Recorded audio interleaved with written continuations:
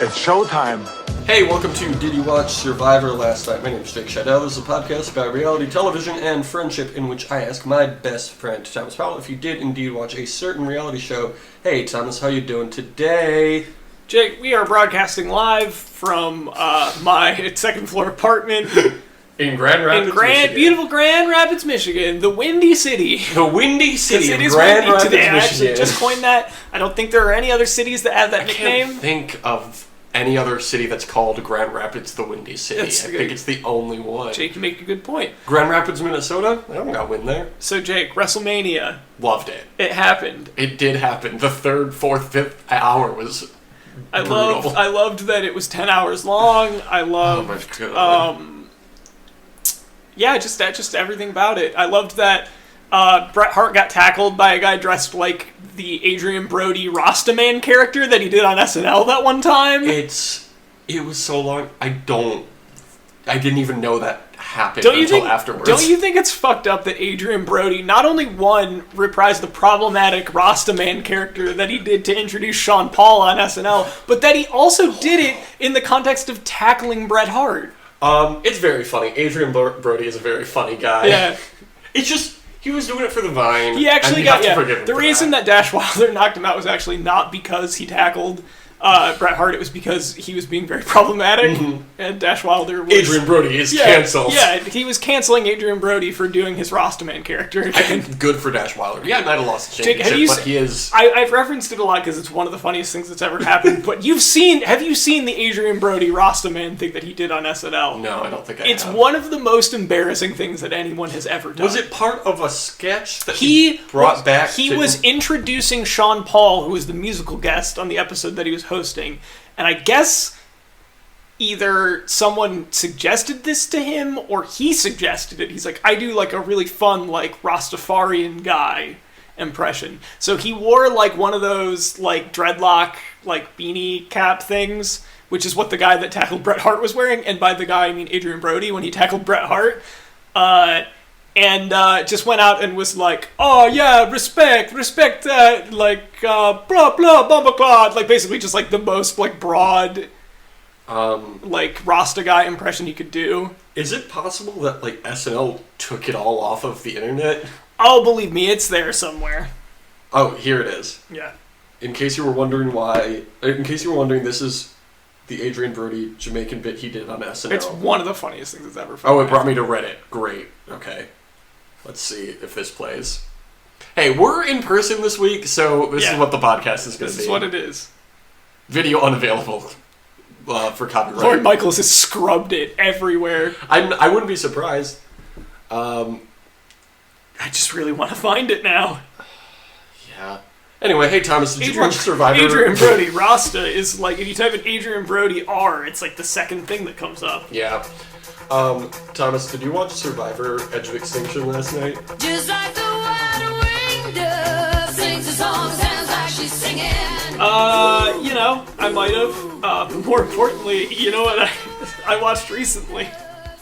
And by recently, do you mean in like 5 seconds? I will have watched recently in several seconds. Time isn't linear. Have you even watched Russian Doll? Come on, the orange is good on the inside, but bad on the outside. You know what I'm talking about. Of course. Russian Doll spoilers, sorry. Yeah, sorry to do that to you guys. We just have to watch this Rastafari and Adrian Brody sketch.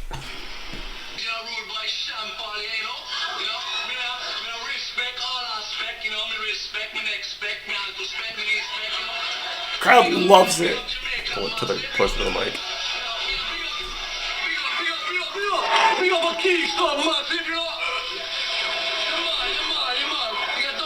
This is all to introduce the musical act? This is to introduce Sean Paul! This is already longer than any SNL sketch should be.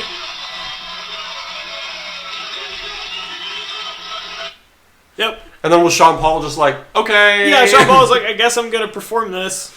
Gross. Anyway, this episode of Survivor was called... not as gross as when he tackled Bret Hart. Oh my god. I forgot that's what we were even talking about. This episode was called Y'all Making Me Crazy. Speaking of cultural appropriation. Thomas just pulled a hair off of his microphone. Oh, I have a hair on my computer. Why is there so much hair in your apartment, Thomas? I think you brought that hair with you. It's entirely possible. Probably your hair. It's probably your hair on the mic, too. Yeah, it's possible. Why are you bringing so much hair into my apartment? I just got a lot, and it's really windy here in the Windy City, Grand Rapids, Michigan. Jake wanted to share. He's got a lot of love. You got a lot of hair. You gotta share. Just saying. I'm just saying. Okay. Thomas is drinking a small Bebsy. I'm drinking an Uptime. There's your bottle check for the week. Jake's also drinking a tall glass of water. Yeah, because if you drink caffeine without water, it doesn't do anything. I mean, it's not even remotely true. It does stuff, but it's not as beneficial. Shut up. Anyway, at camp, Ron believes he will be the next person voted out. Gavin officially aligns himself with the Lesu group. The Devids try to make things right between them for the sake of their child, the immunity idol. Jake, do you think there's not water in an Uptime? Oh my god. I just gotta get this answer from you. I'll tell you, it's not water. It's not water. Is it like filtered water? It's filtered carbonated water is the first main ingredient. And then cane sugar. If you got cane sugar with no water, it's not doing anything. There's no water in it. Oh, the third ingredient of Uptime? Natural flavors. And then, of course, you gotta have the citric acid in there. You know what the most natural flavor of all is? Water. I love water. That's the real reason I'm drinking water right now. I just love it. It's so good. I know we're making jokes right now, but I am going to drink some water because it's real tasty. It's fine, yeah. It's fine. It's fine. It's so good. What'd you think of the first part of this episode?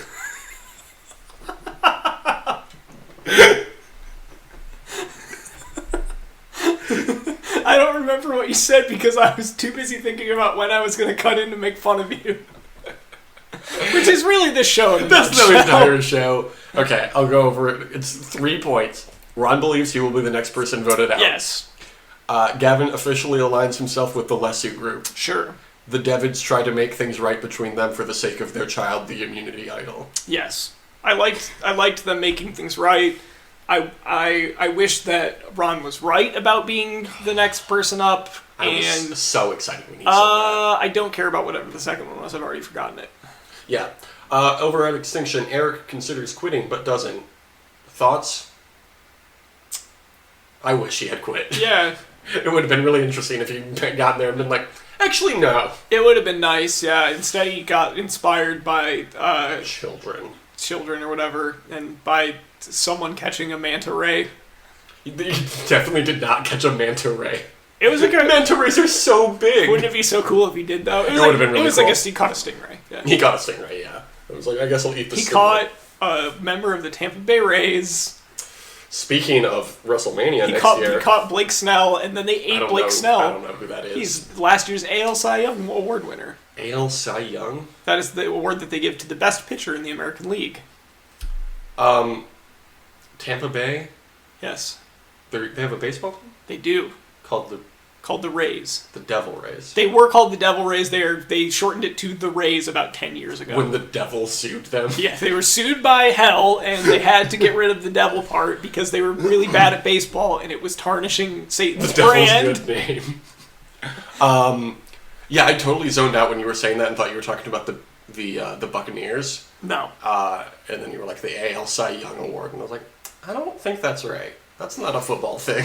There's no AL in football. They give that to the best quarterback who can throw baseballs. Yes. Back at camp, Ron, Julie, and the Devids talk about who they can vote with. Julie cries, and then Julia and Gavin consider voting for David.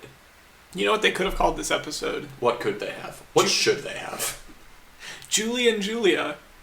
They could have called any episode that. But this one they couldn't have called any episode that because Julia hasn't done anything in any episode except the one before this. Because that's the name of the movie. Yes.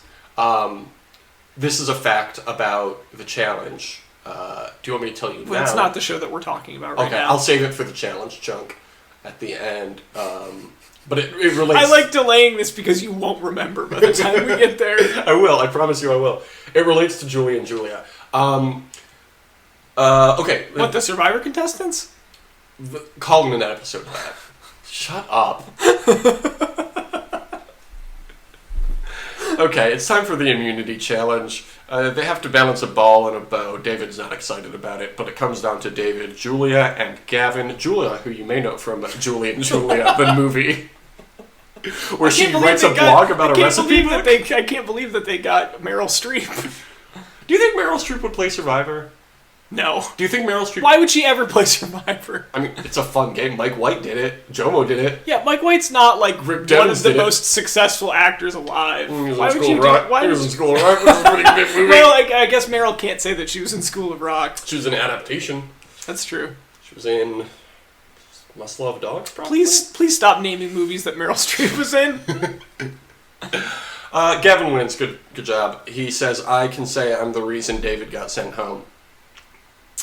Nice try. That's pretty confident there, bud. Okay, back at camp, Rick Devens pitches the remaining cameras on voting out one of the Lessues. The Lessu 3 target Ron. Julia targets Wentworth. Ron says he doesn't want to go home and says that he will do whatever they tell him to. Ron was extremely pathetic in this episode. Yeah. I think it's a bit. Like, I think it's a too. put on, but I it's 100% bad, and I don't like it. I don't like anything he does, except for helping those kids. Of course. What would we do without Ron Clark and the Ron Clark story?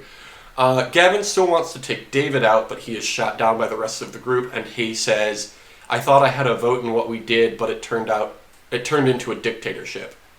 It would be a dictatorship if you were the one that was completely dictating what they were doing. That's not what a dictatorship is. Look, what you just described is democracy. Alliances are not a democracy. Alliances are not a democracy, except for that the one you're in is. Yeah. And also, this isn't even the alliance you were going to vote with in the first place. Yeah. So, why are you mad? I think what we can definitively say is that Gavin is the of this alliance. There we go. There it is. Gotta do some quick math. Okay. Now I'm just mad. The Devon's plan... It feels even better doing it in person. Because you can see my face just drop when you say it. The best part is I could see you reacting before I said it. Like, you knew it was coming, and I could just see the disappointment in your face. Remember those few months when you forgot to do it? Oh, it made it even better when I brought it back. What a joy editing the episodes were. I wouldn't have to count the tally marks and then count the bleeps throughout the episode and wonder if I missed any. You know what, buddy? The thing is, I never give up, like John Cena, host of the show. Okay. I love this suffering is entirely self-imposed, and you still are there's the easiest way around it, but you refuse. It's called committing to the bit. Try it the way John Cena committed to the Dr. Thugonomics at WrestleMania. It's still WrestleMania in my heart, and it always will be. Okay. The Devons plan to play their idol for David. As everyone is sitting around camp, Wentworth, which is what I wrote her name as in my notes, begins to feel suspicious. Wentworth is very good at Survivor. This was a bizarre scene. I enjoyed that they put it in there where it was just all of them just sitting around camp not talking. And it's different because I think there was a similar scene when the Lessu 5 had to go to that last tribal council when they voted out Rick. Where it was just a lot of sitting around and not talking for a long time. But it was different because they just didn't want to vote for each other. And this time it's no, everybody wants to vote for everybody.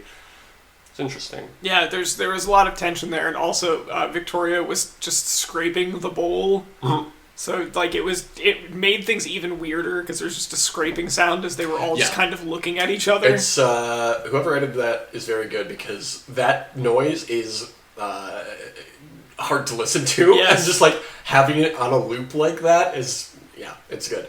It's good. The show Survivor is good. Thomas, do you want to talk about wildlife shots? Alive. Oh, always. Well, I mean, it's only a 2-minute segment. There was a manta ray this time around. There was not a got manta caught ray. It was by Chris. God, can you imagine catching a manta ray? That would be incredible. Catch a manta ray before manta ray catches you. You know? Yeah. I'm curious how big a manta ray is. I think it's several hundred pounds. I don't know that they're that big, but they're pretty big. They're bigger than a stingray. Well, Yes. stingrays are probably like 8 pounds. Yeah. Wow. Yeah, I mean, the one he caught, there are definitely bigger ones. Manta rays, 3,600 pounds. I don't believe that. Giant oceanic manta ray is... Yeah, I didn't say giant oceanic Okay, manta well, that's ray. what fucking came up when I googled it, Thomas. It's a regular manta ray. It reached 23 feet in width, with the smaller reaching 18 feet, the smaller species. Manta ray's not the featured. I'm making it the featured one. Okay, that's fine. The other ones were black-tip reef sharks and fish, and the gray reef shark, I think. There was also so many reef sharks we already had. This is the third reef shark I think we've covered. Here's some facts about them real quick. I couldn't care less. Okay, I feel like I know everything I need to know about reef sharks. Tell me about the gray reef shark then, Thomas, if you know everything about reef sharks. This one's probably bigger, I don't know. Yeah, you're right. It is slightly bigger than the other two reef sharks we've covered. It is also the most common reef shark because they are fast, agile, and aggressive, which means they dominate other shark species in the area. They live in groups of 20 near reef drop-offs, and then in the evening they separate to hunt. And then also the females have 2 uteruses, so that's good. They are curious about human divers and get up very close to them, but then lose interest by repeat divers. Are they a species that generally doesn't attack humans? Correct, yeah. Unless there's like food in the area. Okay. Then I guess they will get more aggressive, but for the most part, they don't really care about humans. Well, that's good. Where does it tell me the weight of this gigantic fish? Whatever. Shouldn't it just be like a basketball player? Like, this is the height and weight? You follow basketball? I know they do that for basketball. Why would I be able to apply that for wildlife facts? I don't know. For the comparison that you just made. Okay, well, here's the thing. The only one that's coming up is the giant oceanic manta ray, and that's telling me 3,600 pounds. You caught a manta ray on Survivor, you'd be eaten the rest of the time you're on the show. Yeah, it would be like in Oregon Trail where you shoot like 30 buffalo and then you just have to You leave only a carry, lot of like, it. 100 pounds of Yeah, food. come on, you can't carry like Love it would go bad before you could eat all of it. Did you know that there is a ray called the Batoidea? Batoidea? Jake, do you think I knew that? Yes. Well, you're right, I did. How's it spelled again? I'm just checking to see if you know. As I'm reading it off my phone. Batoidea. They, yeah. Yeah, whatever. There's 600 species of the Beto. Oh, they're the ones that look like weird sci-fi stingrays. Okay, so that's the, whatever. Man, such commitment. Look, I'm already committed to the bleeping bit. I'm not. Okay, so then we get into Tribal Council, which occurs 26 minutes into the episode, which is like 10 minutes earlier than usual. Yeah, they didn't do any reward this week. They did not do any reward, which was not fun when I was counting the points, because there wasn't anything to count. Okay, Julie says she doesn't trust anyone at this point. That's the Jim Cotta lesson. Aurora says blindsides only work when only the right people know about them, which upsets War Dog. Which is also dumb. I love that she's like, look, you're not allowed to be mad about not being in on the blind side because it only works if certain people don't know, when all she did the last episode was go, you guys didn't tell me about the blind side. Yeah. You guys didn't tell me. Yeah. David makes a metaphor in which he tells a story about pooping on a shark. That's not what the story was. Pretty close, though. Julie says that she... Oh, where'd it go? Julie says she doesn't think the plan she was told is exactly what is happening, which confuses or maybe excites Wentworth. Her reaction was interesting.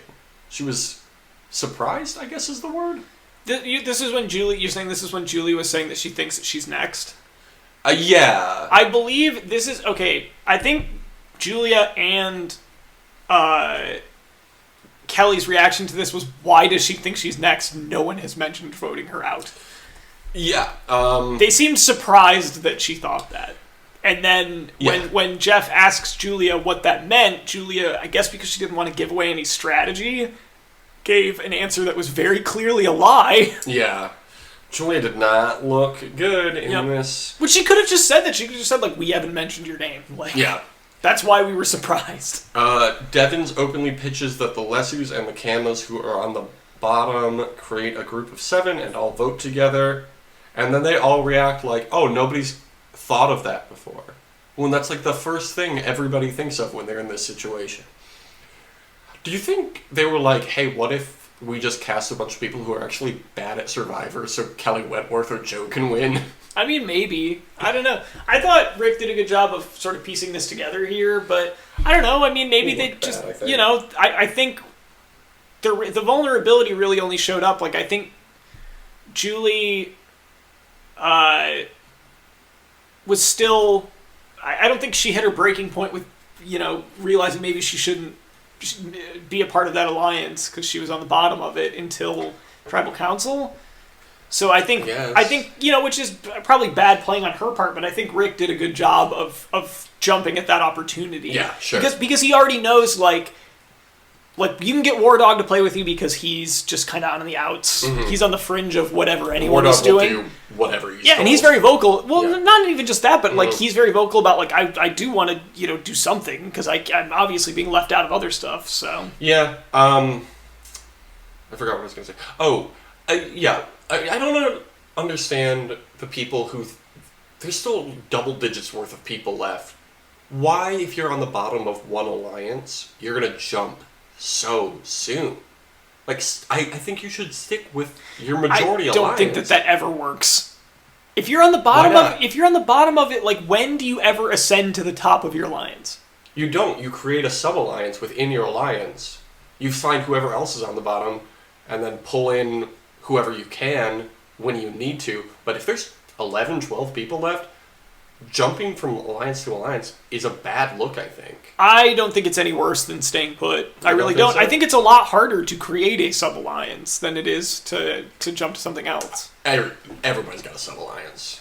I think it's a lot harder to be effective as a sub-alliance than it is to jump to something else.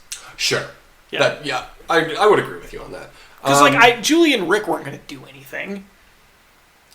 Yeah, I guess not. I don't know. They all just seem so frantic this season. Well, I think the reason for that is because, like, I feel like more than any other recent season, you have, like, this big alliance because of the way that, the composition of the game came out from one position. Yeah, from Kama dominating all of the Kama position. You said composition, Kama position. Yeah, that's sure. Why not? But like, so I just feel like there were more established and like there was a more established and larger alliance than there usually is at this point in the game, and the pecking order was a lot clearer than it usually is at that point in the game. How many people were left at this point? 11? Yeah, I think so. So there's 6 Kamas, and there's 5 Lesu. I don't understand why no one on Kama, and maybe they did and we just didn't see it, but why no one was like, hey, the 6 of us, let's just stick together for this one more vote so we have the advantage over the other original tribe and their alliance going forward. But, like, you're at the point where, like, you kind of want to start maneuvering beyond a big alliance. I think it's still so early to do that. It still feels like a tribe game. I don't know. I feel like there are a couple people that want to be more in control of their game, and I don't blame them for that. They want to build their resume. Whoever said resume first, I think, destroyed gameplay, like post-merge gameplay.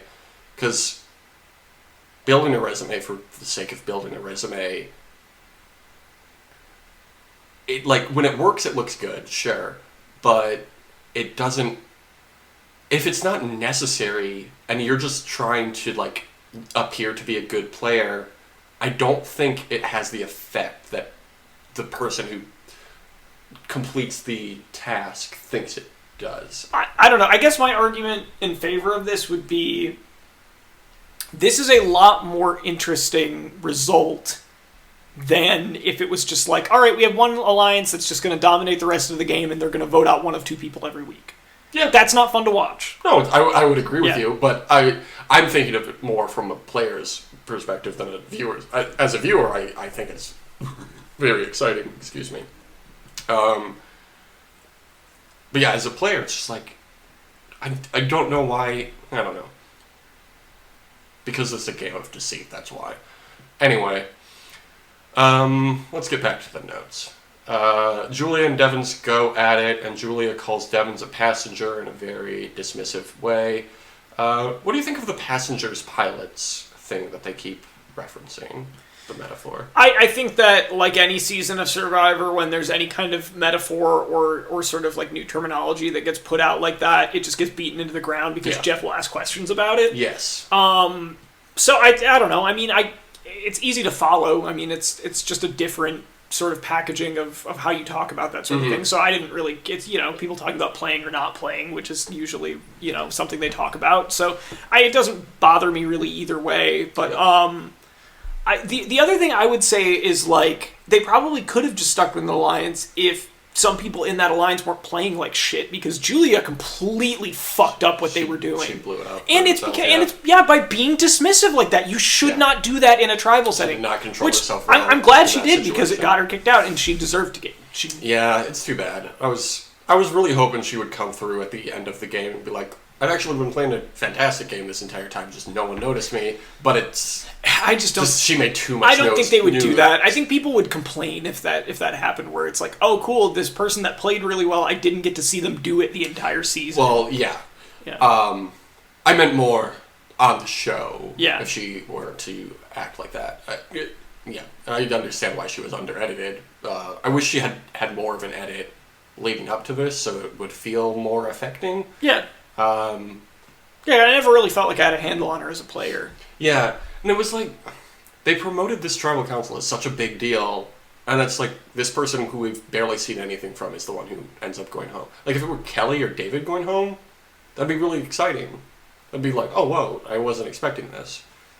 But there was this person who is kind of on the outs of both alliances, so I don't know. It just it wasn't as effective as I was hoping. Yeah, I mean, I guess it could have been a bigger thing. Like, I was kind of hoping that they were going to vote for David, and that the alliance was like, if it had been like she gets voted out, not out of an initial majority of votes, but because people voted for David, I think that would have been a more satisfying result of everything that led up to it. But like, at the same time, like, it was nice to see her get a comeuppance from, like, weirdly being dismissive of other people that, like, it doesn't seem like she's had to play that much up to this point. This was only her third tribal council. Yeah, so it's like, it really did bother me that she was being so dismissive to Rick, because it's like, Rick has already done way more than you have, and it's nice to see someone being like, well, there's nothing you can do in this game, so you're just going to have to deal with what my alliance is imposing on you, and then him just going, well, I have numbers that can work with me if they're willing to do it. And everyone sort of realizing at the same time, like, that sort of, like, everyone realizing at once and having that moment of clarity where it's like, oh, yeah, no, we actually do outnumber them. Like, I forgot how to count for the last 3 days. Oh, shit, I don't have to be in this alliance if I don't want to. So everybody gets up and talks with a bunch of different groups. Julie freaks out and jumps between the groups, claiming she's a free agent. David and Wentworth end up sitting next to each other at one point and having a very casual, open conversation, wherein Wentworth tells David that the vote was supposed to be for him, and he just kind of throws up in his hands like, yeah, all right. Yep. I loved it. The two of them and Lauren and I think Victoria was the other one, who just, like, sat out of all the big conversations that were happening. Well, because they actually knew what they were doing. They knew what they were doing, yeah. Yeah. And, like, that experience Kelly and David have, that's, they're playing off of that. It's also smart to do that because, if you don't feel like you have to scramble, it's good to sit it out because then when the dust clears, you're not one of the people that people saw like running around whispering into 4 different ears, and so like immediately anyone that was doing that, you're like, oh, I can't trust them. Yeah. They finally all settle down, and Devin yells at Julia that he's in the pilot seat, and he's in the pilot seat, and he's trying to drive. Do pilots drive? Yeah. A plane?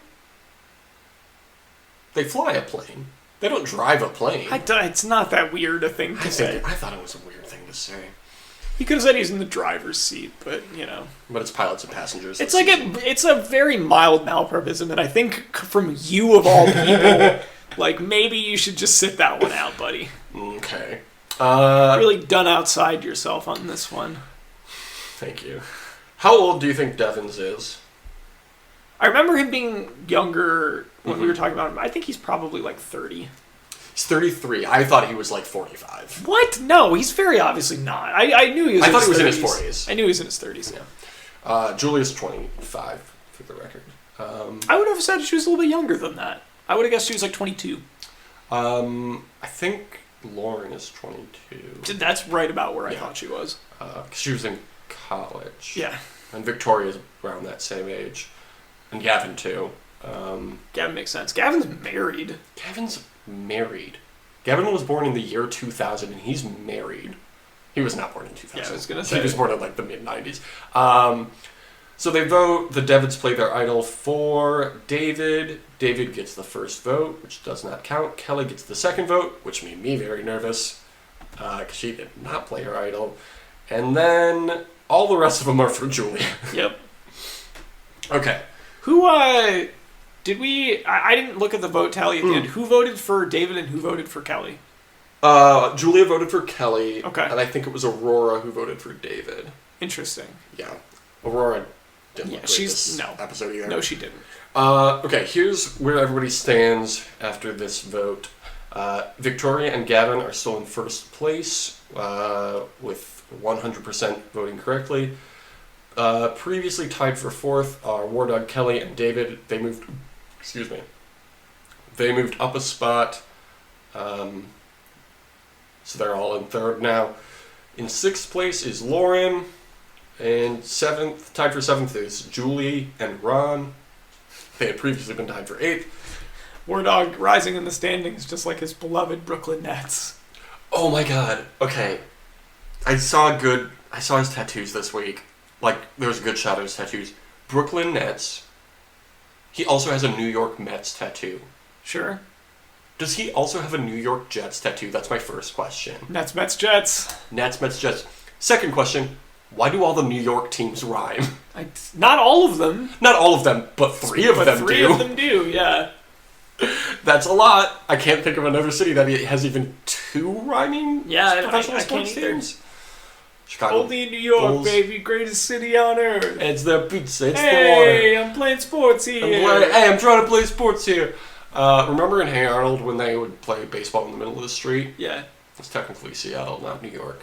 But people thought it was New York. I thought, isn't it? Hey Arnold does not take place in Seattle. Yes, it does. What the fuck? Yes, it does. Look it up.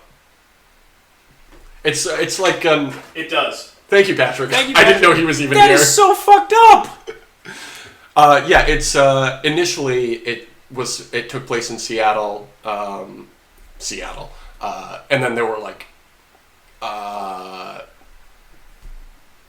I don't know, the imagery from like a New York sort of town, and they didn't really ever try to correct people on that. They were just like, sure, whatever. But yeah, if you look it up, initially it was supposed to be Seattle. Interesting. Mm-hmm. I would never have guessed that. Is it his grandpa or his uncle that he lives with? His grandpa. There's a line somewhere early on where he mentions like driving to some valley or somewhere in Washington, and it mentions it's only like a couple hours away or something like that. Yeah, it's Seattle. You can look it up. They did a bad job of making it look like Seattle. Yeah, I mean, whatever. Okay, up from last place last week, having voted one of three tribal councils correctly now is Rick, and falling into last place now is Aurora, who has only voted correctly one time, the 3 times she's been at Tribal Council. Unbelievable. It's not looking good for her. Yeah, she's got to go.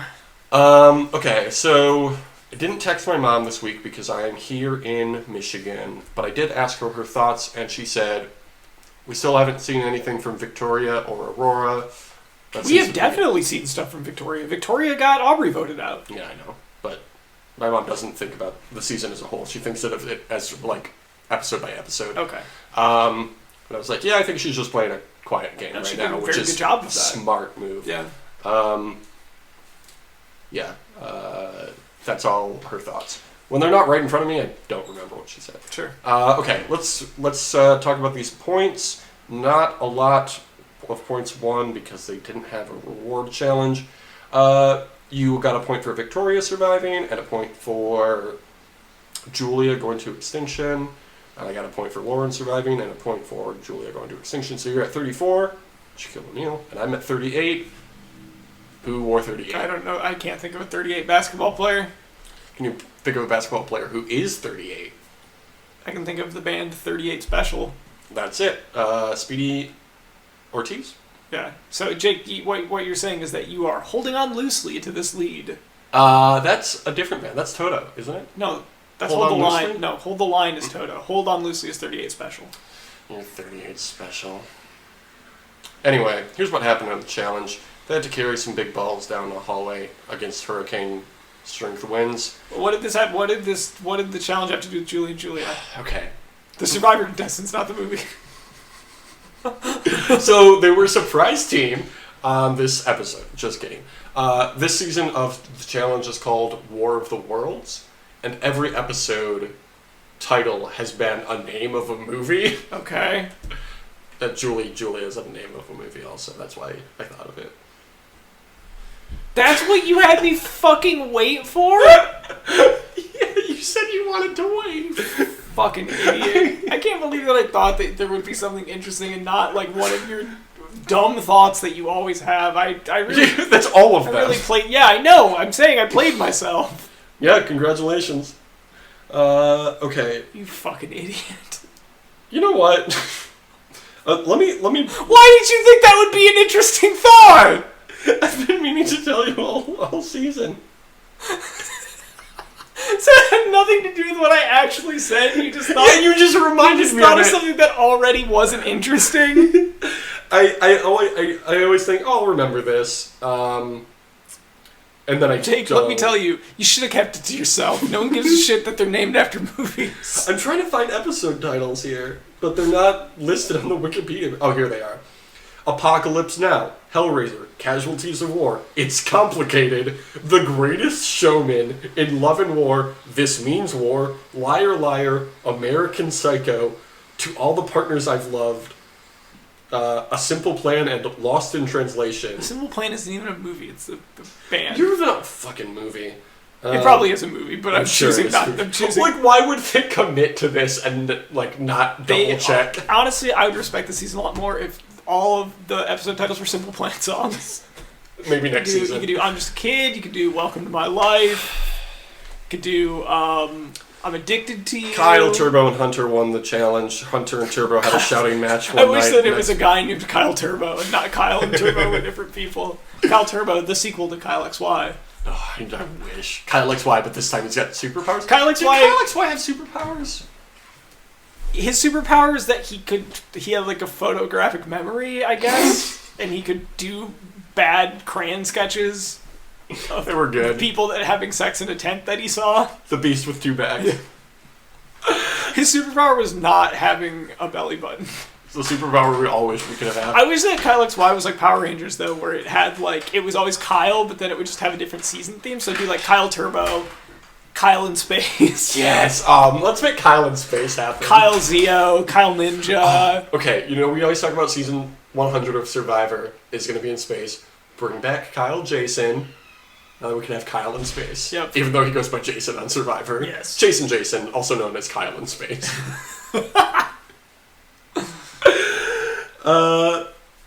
What? Chasin Jason's Kyle in Space. Hunter and Turbo had a shouting match one night, and the next morning Turbo told Wes, who is aligned with Hunter, that if Hunter touches him, even as a joke, he will break his arm. Turbo is good. Hunter sucks. So I was very into this. Kyle gets voted into the elimination and calls out Bear, whom he beats. So that's good. Because both Kyle and Bear suck, but Bear sucks more. So that's the challenge. Julie and Julia, they never had a Julie and Julia season, episode, whatever. Yeah, it would have been interesting to talk about if they had. And only under those circumstances. Okay, well, if they ever do a eating challenge, I'll tell you all about that and relate it to Julie and Julia. That's another movie we could watch in the off-season. No, it's not. I mean, technically speaking, it is a movie we could watch.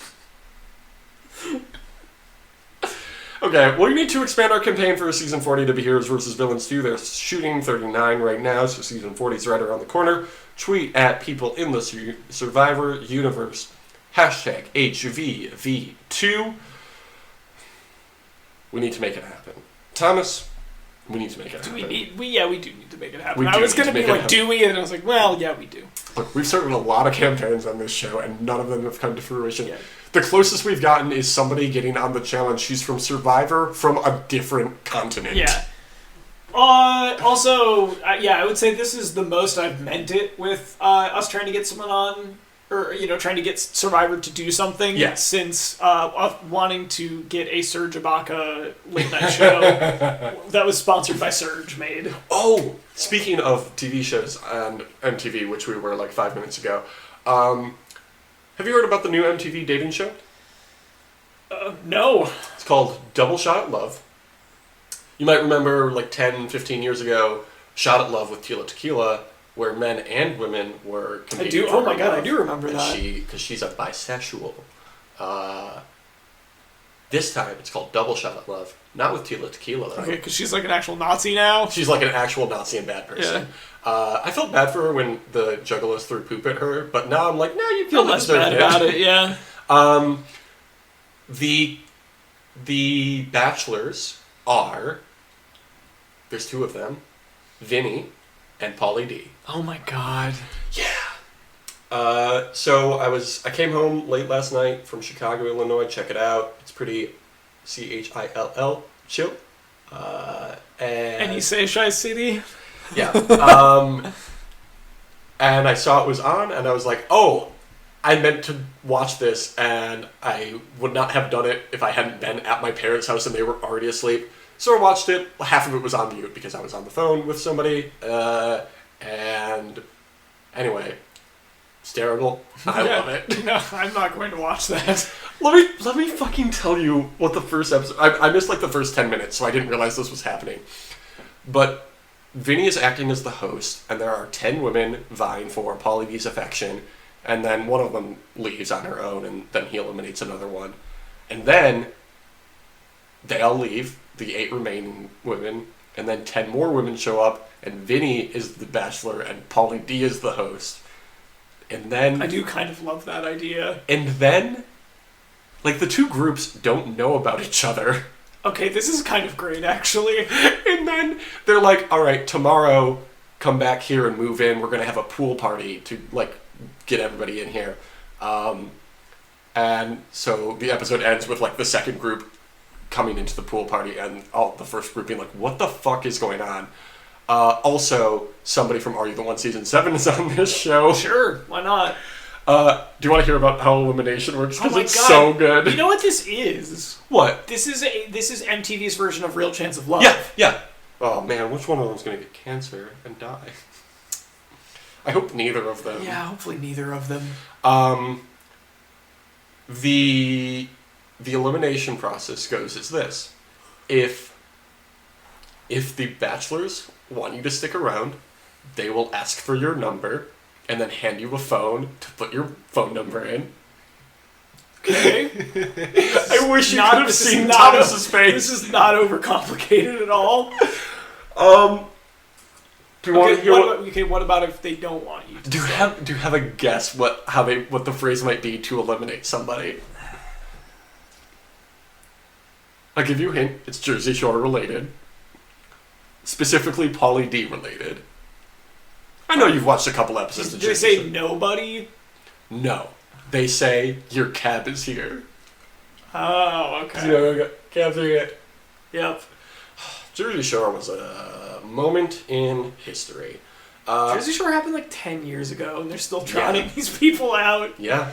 But honestly, this is a format I can get behind. And honestly, the two people I probably would most want to see out of anyone from Jersey Shore. Yeah, one of the women was like, when Pauly D came down, he was like, "You're gonna have a celebrity suitor," and one of the women was like, "Well, since it's not Pauly, it's either Ronnie, The Situation, or Vinny." The Situation's in jail, so it can't. Yeah, be they're him. like, this Mike's in jail, so it's not him. And Ronnie has a baby, so it's probably not him. Probably not Ronnie, and also, like, why would you ever want it to be Ronnie? Yeah, Ronnie was abusive. Remember that episode of Jersey Shore where he was awful, and then they ended the episode with something like, "Hey, if you're in an abusive relationship, get help. Here's a phone number. Here's a website." Yep. Yeah, that was scary. Okay, you can follow us on Twitter at DYWSLN. Wow, what a great segue. Yeah. You can follow me at Jake Shadell. Seamless transition there. You can follow me at Tom Not Tom. You can follow my Wrestling Universe Twitter at what is it, Jake Schwager? Yeah, no one cares about that. I do. I think it's very fun. Shinsuke Nakamura just won the Universal Championship off Roman Reigns at Hell in a Cell. Pretty exciting stuff. Sure. I'm sure it was. Better than real life WWE. It's true. Okay. Bianca Belair's the Women's United States Champion. Tyler Breeze is the Men's United States Champion. He beat Xavier Woods for it at Hell in a Cell. Pretty good stuff. Sounds good. You can follow that at twitter.com. Don't follow it. I don't care if anybody follows it. You don't have to. It's mostly just for, like, so I can keep notes while doing my universe. Yeah, so no one needs to follow it. Nobody needs to, but if you wanted to, go for it. But no one needs to. No, nobody needs to, but, like, needing versus So wanting, no one will you know. follow it. I think we've agreed that. But, like, if you really, I think we've agreed if that, you really wanted to follow it, though. I think we agree that no one should follow it. Well, I don't think that we said that. I don't think we both said that. I think, Jake, that's what you said. And I'm echoing what you said. I think what I said was you don't need to, but if you wanted Jake, to. I think you're just being unclear about what you want, so I'm just trying to summarize what you're saying. I think I'm being very clear about what I want, actually, in that I want you to do whatever you want. You don't need to follow this Twitter Jake, account. I think that you should give me what I want! Oh my god. See, shit like that doesn't happen. Do you want to hear...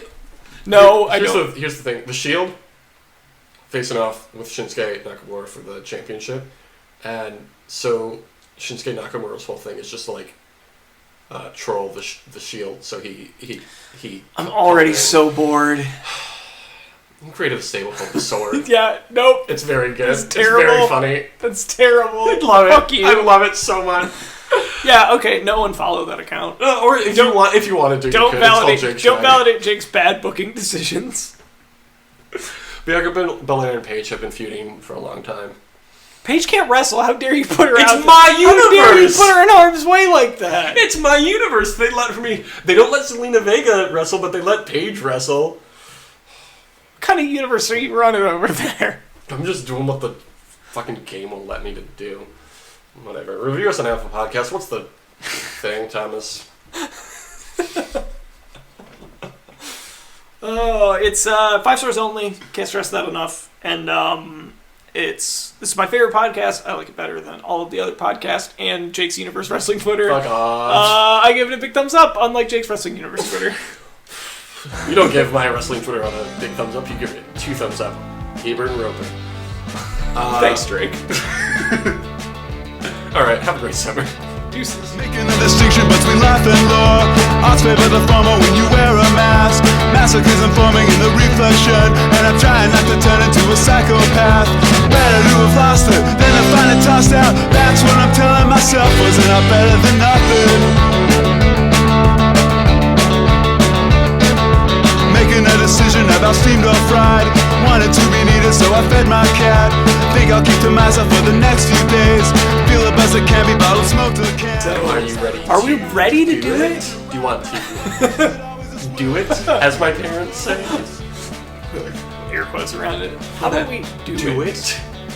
And I think you know what I mean by it. And that is record a podcast. Hell yeah. Better than sex. That's what I always say. I always say that. I actually, my favorite podcast is whatever one I'm listening to when I'm having sex. I've actually never done either, but I assume one is better than the other. Yeah, it's recording podcasts is better than sex. One of them I've done 175 times, and one of them is the podcast that I record. Haven't you done 179 times? Yeah, whatever the fuck it is at now. Too money. I love money. This podcast, too money. It's too money. Some would say this podcast is money, but if they ever considered that, it might be too money. It might be too money. Oh man. Okay.